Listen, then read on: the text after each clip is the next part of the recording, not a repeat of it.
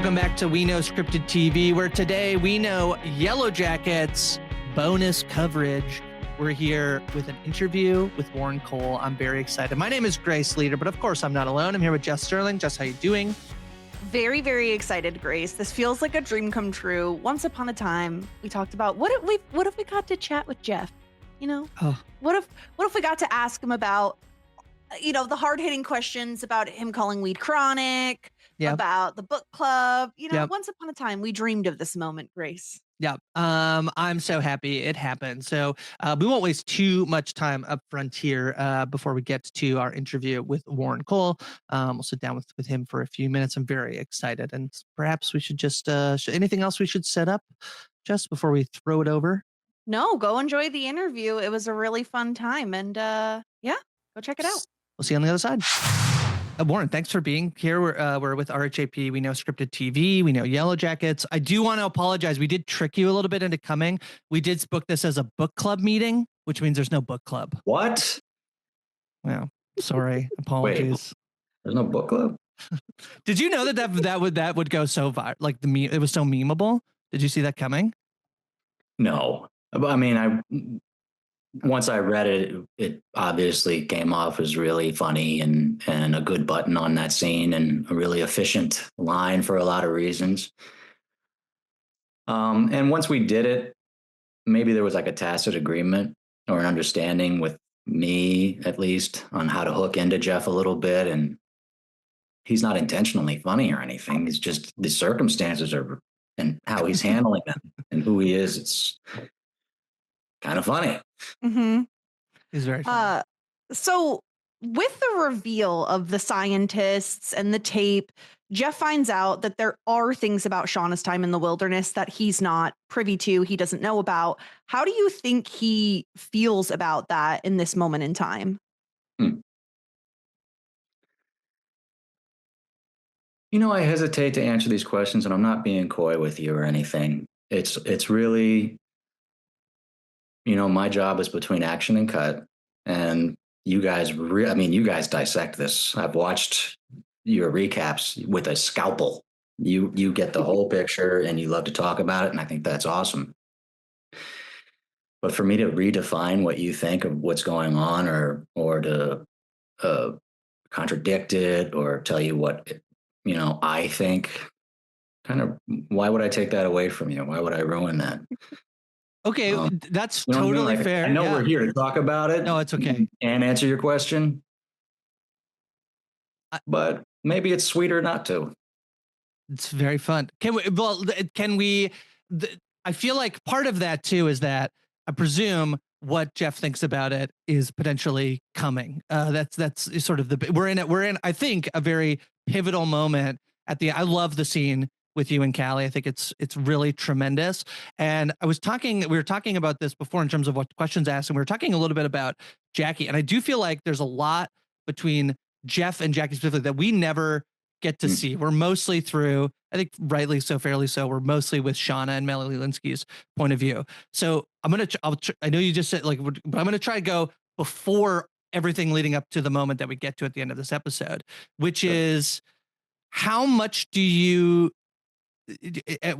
sort of the marriage to Shauna partially feels like, I think that there is genuine love there that Jeff has for Shauna. And also there has to be part of it that, well, or maybe not, and this is what I'm asking, is some guilt about everything that both happened to Jackie and that Jeff did to Jackie, but then also everything that happened out there. Can you talk a little bit about like his relationship with Shauna? I think that most of their marriage, and a lot of this, up to this point is left up to us as actors to fill this in, is Jeff and Shauna whistling past the graveyard about a lot of this stuff. And only kind of after season 1, Melanie and I talked about, we've sort of brought each other out of the shadows a little bit at the end of season 1, and this could be a new intimacy in our relationship, and maybe we would acknowledge that some of this is guilt or just coping. But I've always as Jeff loved, I adored Shauna. She's that girl. She's always been that girl. High school is high school, but this is grown up times and grown up life. And he's fiercely loyal to not just her, but this ideal that he has of Shauna and proving himself to that ideal. Yeah, that tracks specifically with him saying, you're the love of my life. I think that very much tracks with how Jeff feels. We know you have most of your scenes with Callie, with Melanie Linsky, who plays Shauna, and obviously with unfortunately not having Natalie Juliette Lewis on the show anymore. We know you never really got to have a scene with her. Is there any character you can think of that you'd like Jeff to have a scene with, just to see those characters kind of play off one another? Yeah. Oh, anybody. This is an all-star cast. Getting Jeff in the mix with any or all of them would be awesome. Misty and Jeff having some sort of adventure together, I think might be maybe too much. Maybe that's a different show, but it's, it'd still be fun. And Juliet, I remember approaching her after season 2 and saying that I was mad that we didn't get to work together because she's such an interesting actor. Mm-hmm. I just want to work with that. I just want to see how that exotic animal operates in a scene. Yeah.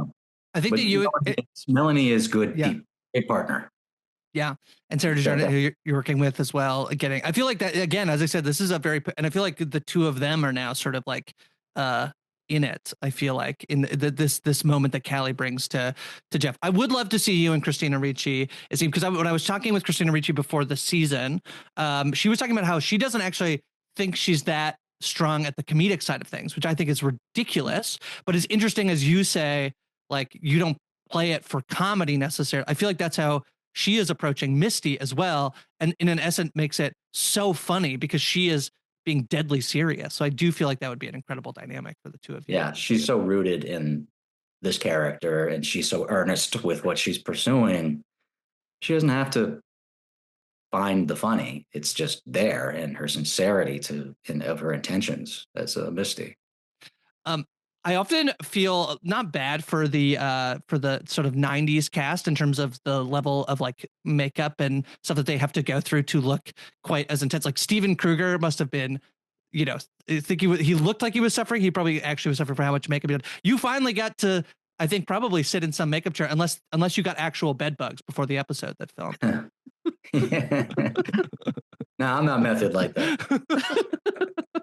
Put me in the chair. Did you feel like you were finally in it? You're like, this is what everyone else has been going through. Also, I'm sure you big suffering. With 30 minutes in the makeup chair getting the rash put on compared to, the young cast is showing some grit. I visited their location. They're working hard. Like, that's not easy. They are paying their dues, making their whatever you want to say it. Like, they're doing real work out there while we're in our cushy little sets. It's a Sadecki storyline. Yeah. They took a lot of credit for that. That can get overlooked. They're covered in mud. It's cold. It's wet for those winter shoots, and they're delivering the goods. They're in Vancouver. They're in Vancouver, right? It's rainy as well. Yeah. Muddy, rainy. I mean, that you got to slog through that all day. It just doesn't disappear in between takes. Mm-hmm. Yeah, it's absolutely incredible. We're absolutely loving season 3, and I'm really loving what Jeff and Callie are up to. I think this is probably the strongest showing we've seen of that duo, and really kind of digging into that relationship. I'm curious to know if you think, or if you even yourself have concerns about Callie being genetically made up of both Jeff and Shauna. Mm-hmm. So is there any concern of like, I don't know, we think Shauna could be a bad person, but what about Callie? Well, what do you think? I'm a little concerned.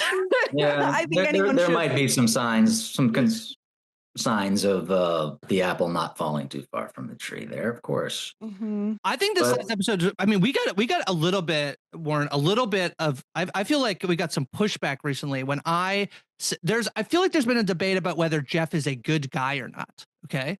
And I think the biggest evidence is like, well, he did cheat on Jackie and he did blackmail all of the Yellowjackets. And some people are very defensive of those things that happened to him. Some say you're the biggest victim of the whole show.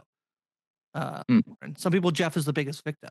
And I think that's sort of coming to a head with Callie as well, where I feel like we have some notions about Callie and whether or not she is like Sean or not, but she's also, much like the Yellowjackets of the 90s, victims of things that have happened to the people in the show. Yeah, I would go with that more with Callie than anybody else. She's very young. And what's she supposed to do? I think she's showing a lot of resilience. She's showing a lot of craft, and she can't help if she's smarter than most of the people in the room. I mean, you can't help that. You're going to do what you feel needs to be done. Your models for behavior are morally ambiguous at best. What are you expecting? Listen, Jeff is trying to correct that. He's trying to get good karma again. You know, he's doing his best. Well, he's got an athletic mindset about this stuff. If he works hard enough, maybe he can improve it. There are some limiters on his execution. Maybe he wants to be smarter or craftier. It's tough when you're not the smartest person in the room. Maybe, yeah. But he's trying. It's just the effort's there. I think he missed his calling as a bingo runner. Yeah. Are you a bingo player, Warren? I have played bingo. Yeah. I have. Yeah, I'm gonna save that for a little later in life. Okay. Bingo. Yeah. They're real competitive. I've been, and they take it deadly seriously. I imagine it's cutthroat. I recognize that I am not the smartest person in the room when I'm in a bingo hall. You seem pretty smart to me. Thank you. No, this was great. Thank you so much for talking to us.